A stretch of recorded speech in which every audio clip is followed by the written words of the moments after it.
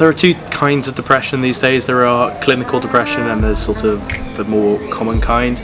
Clinical is when you've gone in and there's generally imbalance in the brain, and that's what's causing sadness. And then obviously there's the definition of depression, which is used and thrown around quite a lot these days, which is just to feel excessively sad.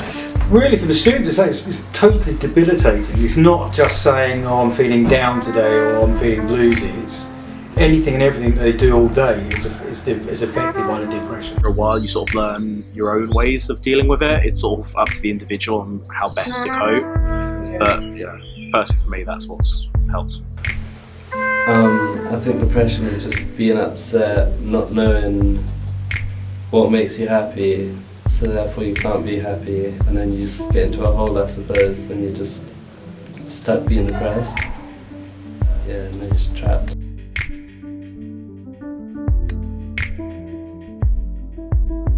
Pressure from outside, pressure from inside, just everything inside a human being just building up to cause someone to, ultimately have a breakdown and, not want to live life anymore.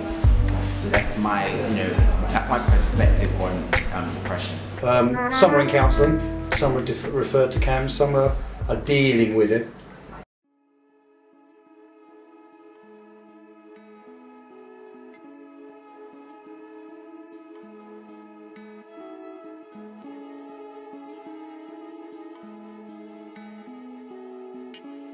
Even getting out of bed is something that's really, really, really hard.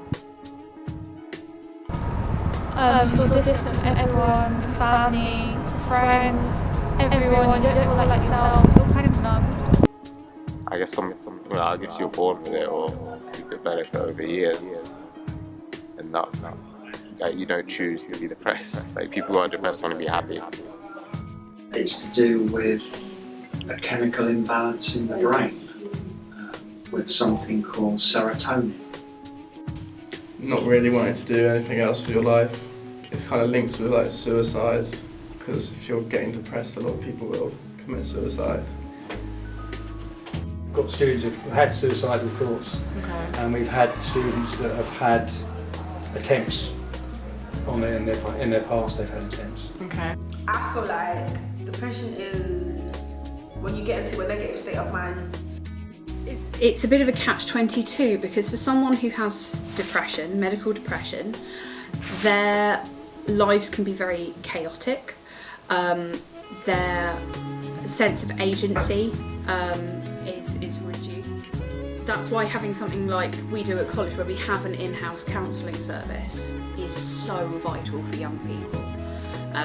But this is the only time where anyone's ever going to offer you free mental health services, where you're maybe put on a waiting list, but it might only be for a week or so. When you get into adult mental health services, the waiting lists are just ridiculous.